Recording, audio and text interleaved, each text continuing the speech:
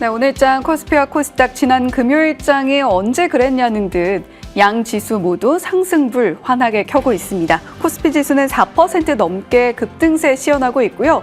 외국인과 기관의 양 매수세가 주도 중입니다.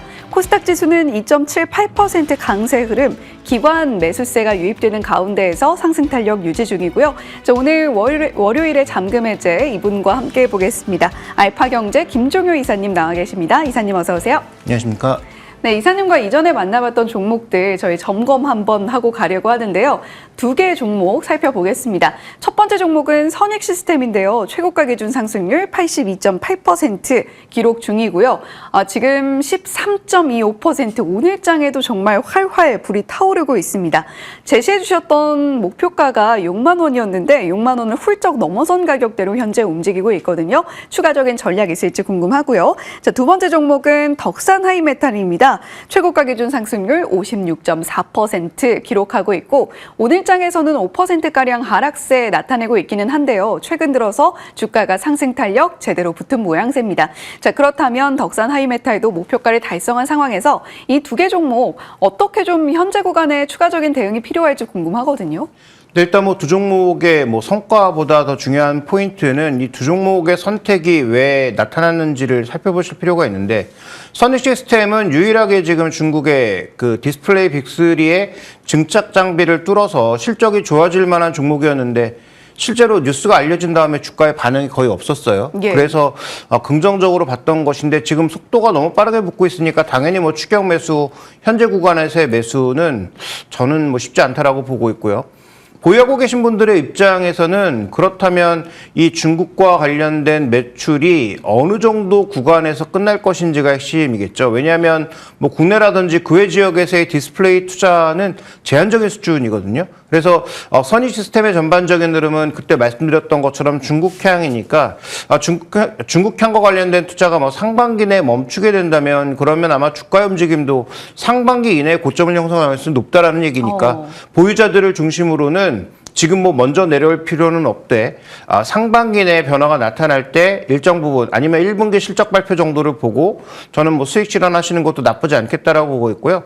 덕산하이메탈은 생각한 것보다 너무 빠르게, 그러니까 실적을 확인하기도 전에 주가가 좀 움직이는 모습이어서 오히려 더 당황스러운데 지금 현재 구간에서의 추격 매수보다는 저는 어느 정도의 수익 실현 이게 좀 필요하지 않나라고 보고 있습니다. 예. 두 종목 살짝 좀 대응 방식이 다른 것 같은데요. 선익시스템 같은 경우는 주가 굉장히 폭발적인 상승을 만들어냈는데 여기에는 실적이 있었습니다. 사실 이사님께서 선익시스템 말씀해 주실 때 중국향으로 기대해봐도 좋다라는 이야기 해주신 게 저도 기억이 나는데 보유자분들은 계속해서 보유해 보시되 상반기 내에 조금 변동이 있을 때를 매물 출회의 기회로 좀 삼아보시면 좋겠다라고 이야기를 해주셨고요. 덕산 하이메탈의 경우에는 실적에 앞서서 주가가 좀 먼저 움직인 경향이 있기 때문에 점차적으로 좀 현재 수익을 보고 계신 분들은 차익 매물 챙겨 가시면 좋을 것 같다라는 말씀도 함께 전해주셨습니다. 자, 그러면 오늘 첫 번째 종목 발굴을 위한 헤드라인 살펴보겠습니다.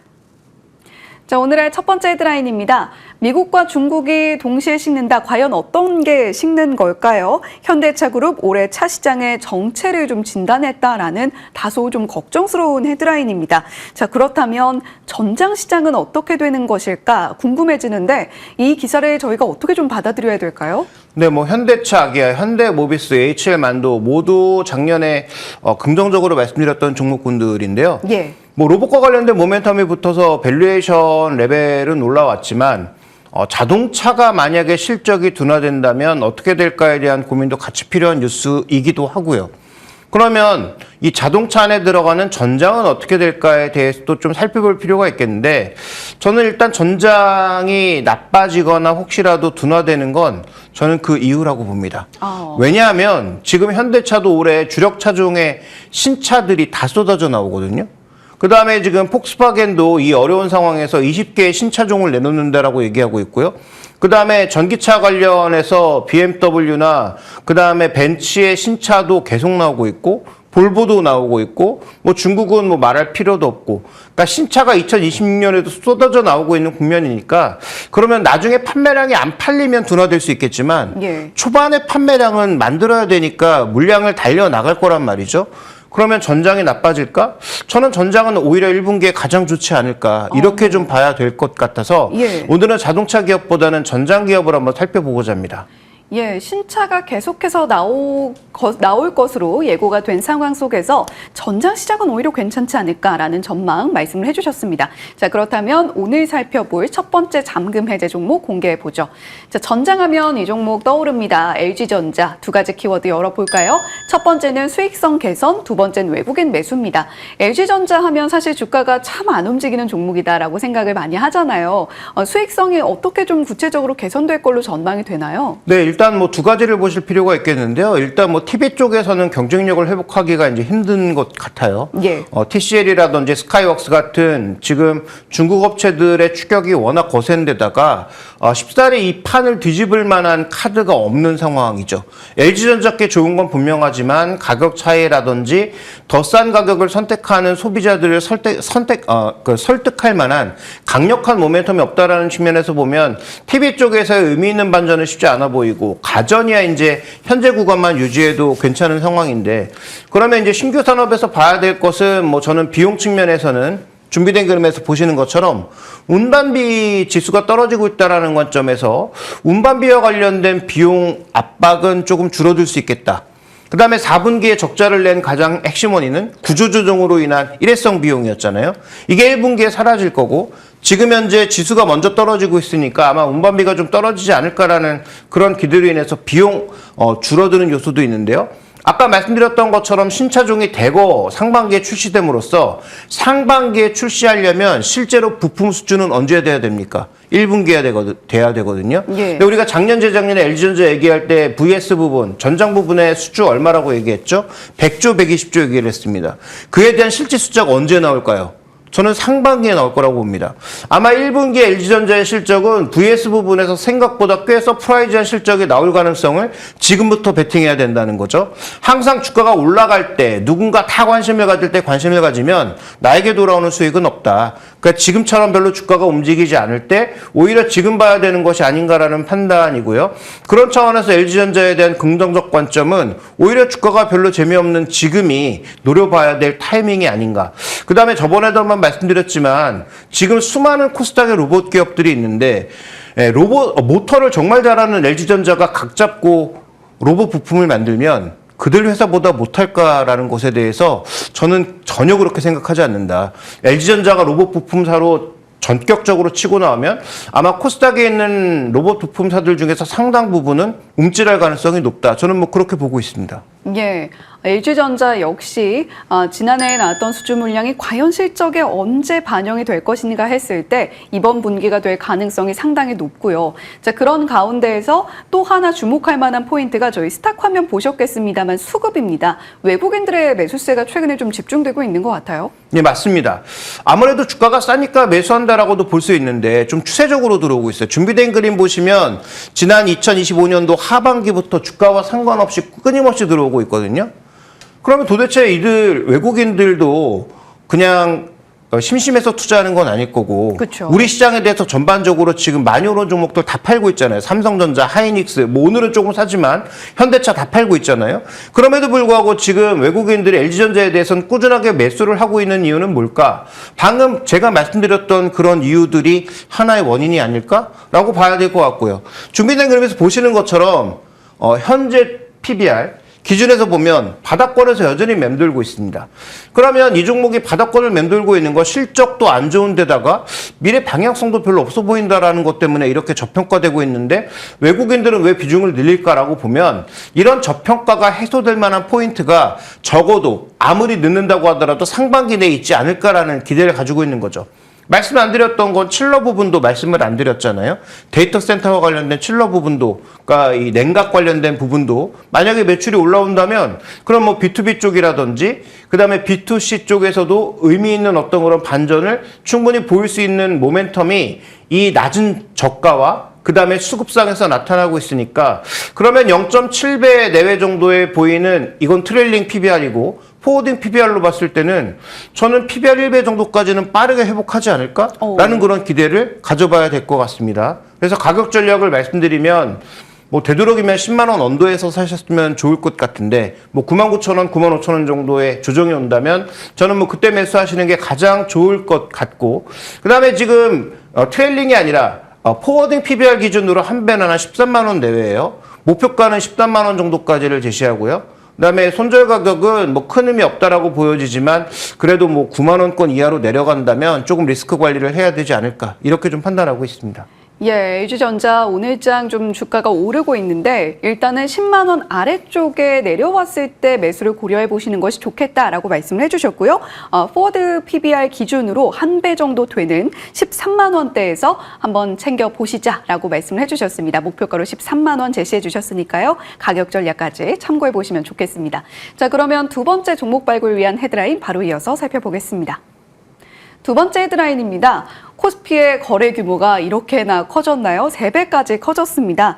자, 증권사가 조단위 역대급 실적이 속출하고 있다라는 소식인데 증권주들 최근 분위기 상당히 좋죠. 그렇다면 지금 좀 담아봐도 될까요?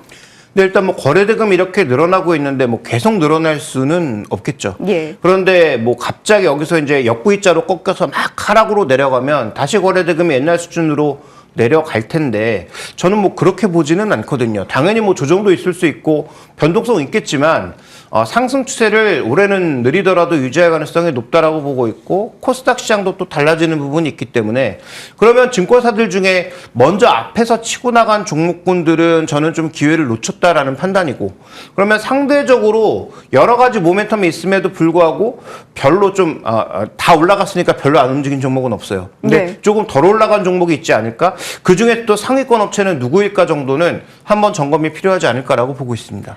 예, 오늘도 증권주 시세 보고 계십니다만 굉장히 뜨겁게 움직이고 있습니다. 전반적으로 모두 올랐는데 그 안에서 우리가 그래도 지켜볼 만한 종목이 있는가 한 번 더 살펴보도록 하죠. 자, 오늘의 두 번째 잠금 해제 종목입니다. 그 주인공은 삼성증권이고요. 두 가지 키워드 바로 열어보겠습니다.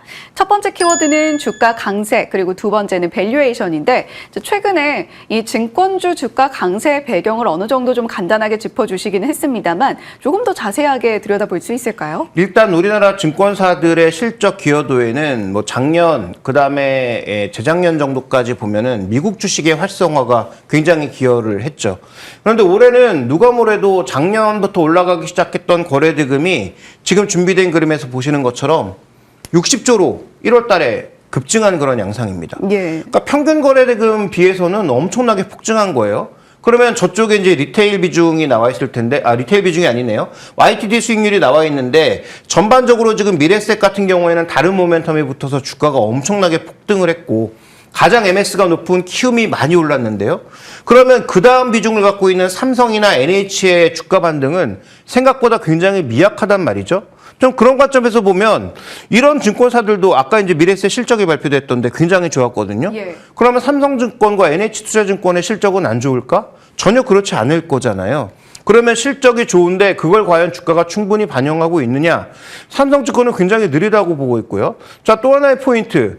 코덱스 ETF가 엄청나게 지금 히트하고 있잖아요. 그쵸. 코스닥 150을 포함해서 코덱스 ETF가 엄청난 히트 상품인데 이런 히트 상품의 수익성을 고려해보면 상품 쪽에서도 이익이 꽤 나지 않았을까라고 추정해 볼 수 있는 거죠. 그러면 MS는 상대적으로 조금 뒤쳐졌다라고 하지만 상품 쪽에서의 압도적인 지위를 고려해 본다면 저는 삼성증권의 이익도 꽤 좋을 거라고 보고 있고 압도적인 배당 수익률 기준으로 봤을 때도 현재 주가는 추가적인 상승 여력이 더 있지 않을까? 이렇게 좀 봐야 될 것 같습니다. 예, 우리가 ETF 거래할 때 코덱스가 붙은 상품들 많이 거래를 하는데 그 압도적인 지위를 고려할 때 삼성증권의 주가는 조금 더 상방이 열려 있지 않을까라고 말씀을 해주셨고요. 그리고 다른 이슈가 붙어서 좀 오른 다른 증권사와 비교를 했을 때 삼성증권이 가지고 있는 이 지위에 비해서 주가가 조금 덜 오른 것으로 보인다라는 이야기도 함께 전해주셨습니다. 자, 그렇다면 두 번째 키워드 밸류에이션이었거든요. 지금 전반적으로 주가가 다 오르긴 했잖아요. 지금 적정 밸류에이션 어느 정도로 보시는 건가요? 네, 일단 뭐 삼성증권의 밸류에이션 자체는 여전히 그렇게 높다라고 보기는 어렵습니다. 지금 현재 준비된 그림에서 보시는 것처럼 이제 막 한 배를 가고 있는 그런 측면인데 지금 올해 기대되고 있는 배당이 5,000원이 넘거든요. 그럼 배당 수익률만 놓고 봐도 현재 주가에서도 거의 6%에 육박하는 배당 수익률이에요. 그러면 올해 증권 시장이 여전히 활성화될 것으로 보이고 그다음에 기관 자금들이 끊임없이 유입되면서 전반적인 거래를 견인할 것으로 보이는데 그 과정에서 보면 지금의 주가 상승이 충분히 납득이 되지 않나요?